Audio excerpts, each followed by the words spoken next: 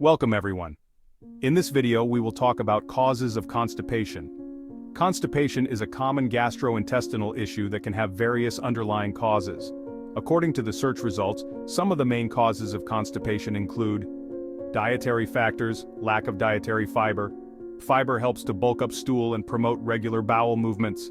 A diet low in fiber-rich foods like fruits, vegetables, and whole grains can lead to constipation. Dehydration. Not drinking enough fluids can cause the stool to harden and become difficult to pass. Consuming too much processed or junk food.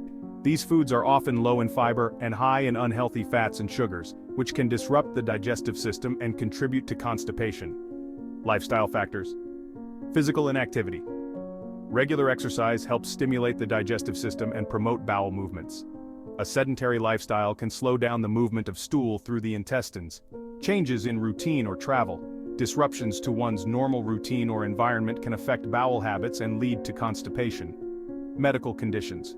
Certain medications, some drugs, such as antidepressants, opioid painkillers, and iron supplements, can have constipation as a side effect. Neurological disorders, conditions that affect the nerves and muscles of the digestive system, like Parkinson's disease or spinal cord injuries, can impair the normal functioning of the bowels. Hormonal imbalances, thyroid disorders and other hormonal conditions can slow down the digestive process and contribute to constipation. Irritable bowel syndrome, IBS. This chronic gastrointestinal disorder can involve episodes of constipation, as well as other symptoms like abdominal pain and bloating. Pelvic floor disorders.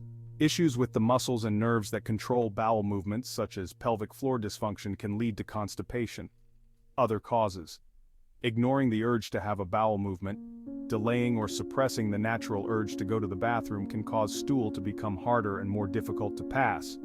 Certain medical conditions such as diabetes, multiple sclerosis, and colon cancer can also contribute to constipation.